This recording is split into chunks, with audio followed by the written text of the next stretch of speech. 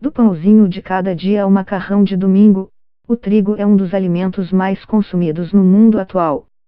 Mas o que não paramos para pensar entre um bocado e outro é que esse cereal, em suas variedades contemporâneas, é praticamente artificial. Mas, para muitos pesquisadores, o inverso também é verdade. Não fosse o trigo ter conquistado nossos ancestrais, o homem não teria se tornado sedentário, não teria feito a chamada revolução agrícola, não teria se aglomerado em cidades. O trigo domesticou a humanidade de tal forma que não é exagero dizer que ele acabou sendo o combustível, até mesmo literalmente, em forma de calorias ingeridas para que as civilizações fossem criadas. Por volta de 18.000 anos atrás, com o fim da última era glacial, o aquecimento global provocou um período de fortes e intensas chuvas. Essa mudança climática favoreceu uma gramínea na região do Oriente Médio. Era trigo, mas não como o conhecemos hoje. As sementinhas eram ralas e pequenas. O vento conseguia espalhá-las e, assim, a planta se multiplicava. Os ancestrais humanos daquela época viviam em bandos nômades. Eram caçadores-coletores, alimentavam-se basicamente de carne e frutas. Em algum momento dessa história ou em vários momentos, já que uma descoberta assim não ocorre de forma tão linear, os Homo sapiens perceberam que havia animais que se alimentavam de gramíneas. E decidiram experimentar. Conforme relata o historiador Heinrich Eduard Jacob, 1889-1967, em seu livro 6.000 anos de pão, a civilização humana através de seu principal alimento, começaram colocando sementes na carne. E viram que suavizava o sabor. Caia bem. As pessoas começaram a comer mais trigo e, sem querer, favoreceram seu crescimento e difusão, afirma o historiador Yuval Noah Harari, no best-seller Sapiens, uma breve história da humanidade. Como era impossível comer grãos silvestres sem antes escolhê-los, moê-los e cozinhá-los, as pessoas que coletavam esses grãos os carregavam a seus acampamentos temporários para processá-los. Mas os grãos de trigo eram pequenos e numerosos. Alguns deles inevitavelmente caíam a caminho do acampamento e se perdiam. Harari. Com o tempo, cada vez mais trigo cresceu perto dos acampamentos e dos caminhos preferidos pelos humanos. Jacó frisa que, naquele tempo, trigo era só mato. Ou gramíneas. Todos os cereais eram primitivamente plantas herbáceas selvagens, escreve. Todos os cereais foram originariamente herbáceas cujas sementes tinham um sabor de que o homem primitivo gostava. Mas o homem tinha, para além dos insetos, um rival bem mais temível que lhe estragava a colheita dessas plantas. Era o grande criador do tapete verde de ervas. O vento. Se o vento espalhava as sementes e isto garantia a perpetuação do trigo, ele atrapalhava o homem, afinal, não era possível colher o cereal maduro, este voava embora antes. Sem entender nada de genética, nossos ancestrais acabaram interferindo na evolução do trigo. O primeiro objetivo do homem teve de ser, portanto, o de conseguir fazer com que as espécies que eram mais do seu agrado não perdessem os grãos com tanta facilidade. E foi o que efetivamente sucedeu, já que o homem ao longo de milhares de anos foi cultivando apenas aqueles exemplares que guardavam os grãos durante mais tempo na espiga, diz Jacó. Nasceram assim, a partir das herbáceas selvagens, devidamente protegidos pelos seus elmos, os heróis da nossa epopeia da alimentação, completa o historiador, referindo-se às versões do cereal que, evoluídas, têm frutos que se fixam tão bem ao eixo da espiga que só se desprendem com golpes ou sob pressão, ou seja, por intermédio de uma ação voluntária, aquilo a que chamamos a debulha. Como efeito disso, o trigo contemporâneo não sobrevive sem a mão humana. A questão é precisamente o campo de batalha entre a robustez da espiga e o desejo que o homem tem de obter a farinha, sintetiza Jacó. Os cereais domésticos morreriam amanhã se o homem desaparecesse. Harari conta que os acampamentos daqueles nômades começaram a se fixar ao redor de locais onde havia mais trigo. Para facilitar, eles limpavam o entorno, derrubando árvores e promovendo queimadas. Sem conhecer nem os rudimentos da agricultura, acabavam favorecendo justamente as gramíneas, que podiam crescer sem concorrência, livres das sombras das grandes árvores. Foi o início do sedentarismo. O princípio da chamada Revolução Agrícola. No começo, talvez eles acampassem por 4 semanas durante a colheita. Na geração seguinte, com a multiplicação e o alastramento do trigo, o acampamento da colheita talvez durasse 5 semanas, depois 6, até que se tornou um assentamento permanente, conta Harari. Evidências de tais acampamentos foram encontradas em todo o Oriente Médio, sobretudo no Levante, onde a cultura natufiana floresceu de 12,5 mil a.C.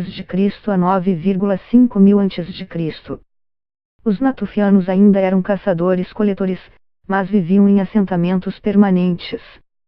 Inventaram ferramentas como pilões de pedra para moer trigo e armazenavam os cereais para épocas de necessidade.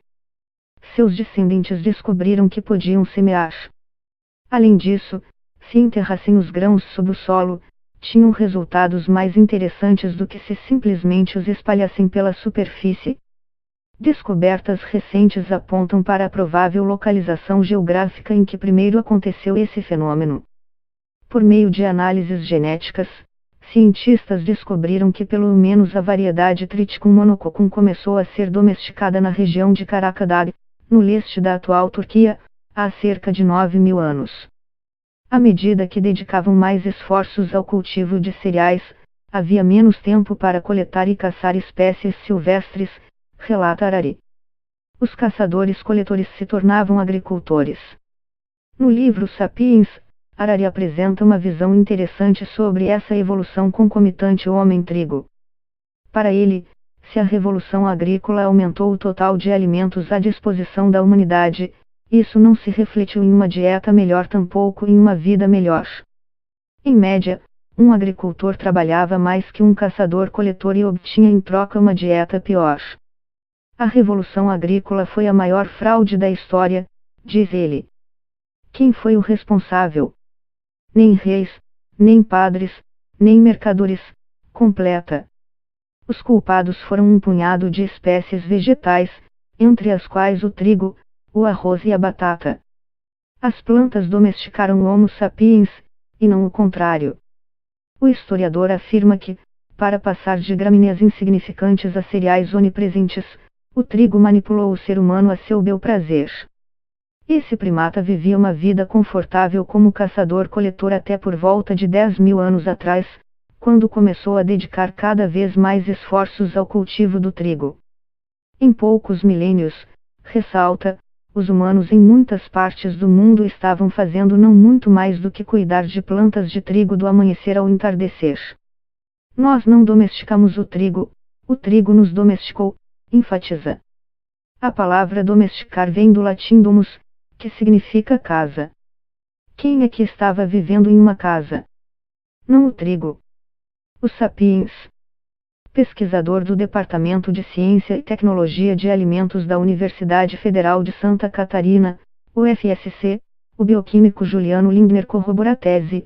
Para ele o trigo foi o principal motivo que levou a humanidade a se tornar sedentária. Tal tipo de relação entre homem e trigo, em que ambas as espécies sofrem um processo de transformação resultante da relação entre elas, é abordado pela médica e escritora Alice Roberts no livro Tamedem Species that Changed Our World, Domesticadas 10 espécies que mudaram o nosso mundo, em tradução livre. Além do trigo, a pesquisadora aponta que fenômenos semelhantes ocorreram com a vaca, o cachorro, o milho e a maçã, entre outras espécies. Saltemos para o século XX. A civilização humana, alimentada com derivados de trigo, chegou a um estágio de desenvolvimento industrial e científico intenso. O cultivo do estimado cereal, aliás, desde então cobre 2,25 milhões de quilômetros quadrados do globo, 9 vezes o tamanho do estado de São Paulo. Harari conclui que o trigo não ofereceu nada para as pessoas enquanto indivíduos, mas concedeu algo ao Homo sapiens enquanto espécie. O cultivo de trigo proporcionou muito mais alimento por unidade de território e, com isso, permitiu que o Homo sapiens se multiplicasse exponencialmente, afirma o historiador. A população da humanidade, atualmente na casa dos 7,7 bilhões de habitantes, confirma isso. E, sozinho, o trigo fornece 15% do consumo calórico global. De acordo com informações relatadas pelo pesquisador Juliano Lindner, da UFSC, mais de 75% das calorias ingeridas pela humanidade hoje são resultantes de plantas domesticadas milhares de anos atrás, além do trigo, o milho, o arroz, a batata, entre outros. Mas ao mesmo tempo em que é onipresente, o trigo representa pouca variedade.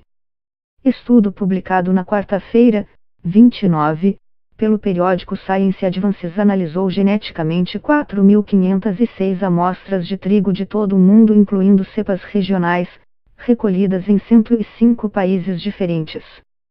Os cientistas constataram que, se por um lado o trigo ajuda a traçar os antigos caminhos migratórios humanos, da Ásia para a Europa e, mais tarde, para a América, por outro lado a transformação do cereal em commodity dizimou sua variedade. Sobretudo no período seguinte à Segunda Guerra Mundial, quando a chamada Revolução Verde passou a empregar tecnologia para incrementar a produção agrícola mundial, o chamado pool genético do trigo acabou modificado. Atualmente, praticamente toda a produção em escala de trigo remonta a variedades que se desenvolveram na Europa nas regiões Sudeste, Mediterrânea e Ibérica. Do ponto de vista da produção de trigo, seria estratégico entender e caracterizar as pouco exploradas comercialmente versões asiáticas do trigo, afirma o cientista. Caracterizar melhor esses recursos genéticos podem resultar em exploração eficiente dos mesmos em programas de melhoramento, obtendo benefícios de sua resistência natural a estresses bióticos e abióticos, comenta Balfourier.